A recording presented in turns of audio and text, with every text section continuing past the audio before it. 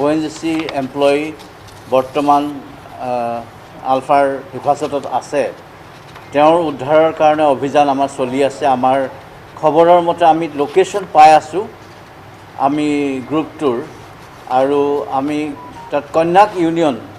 সেই এৰিয়াটো যিটো এৰিয়াত তেওঁলোক আবদ্ধ হৈ আছে ঠিক অসম নাগালেণ্ড মায়ানমাৰ ঠিক বৰ্ডাৰ মানিয়াকচু নামৰ এটা জেগা আছে ফাইনেল পইণ্টটো তাৰ আগত তেখেতলোক আবদ্ধ হৈ আছে আৰু তাত আমি আসাম ৰাইফলছ নাগালেণ্ড পুলিচ সকলৰ লগত সমন্বয়ৰ যোগেদি আমি গোটেই খবৰা খবৰিখিনি কৰি আছোঁ লোকেশ্যনো তেওঁলোকৰ পোৱা গৈছে আমাৰ খবৰৰ মতে তেখেত জীৱিত অৱস্থাত আলফাৰ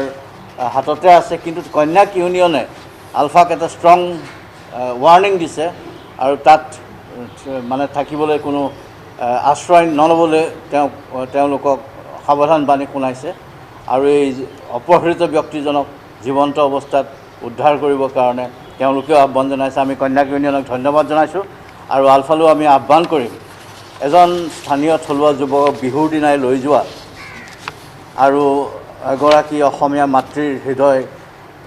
সুধা কৰি কোনো বীৰত্বৰ কাম কৰা নাই তেখেতলোকে আৰু তেওঁক জীৱন্ত অৱস্থাত ঘূৰাই দিলে আলফাৰ কোনো লোকচান নহয় বৰঞ্চ অসমবাসীৰ কাৰণে খুব ভাল এটা খবৰ হ'ব গতিকে মই তেওঁলোকক আহ্বান কৰোঁ এই যুদ্ধ বিগ্ৰহৰ যোগেদি আমি উদ্ধাৰ কৰিবলৈ কেনেবাকৈ অপহৃত ব্যক্তিজনক অপকাৰ হৈ যাব পাৰে গতিকে ফটকৈ আমিও সাৱধানে কামখিনি কৰিবলৈ যত্ন কৰিছোঁ যাতে মানুহজন বাচি থাকে এই সংক্ৰান্তত আমাৰ অসম পুলিচৰ প্ৰচেষ্টা চলি আছে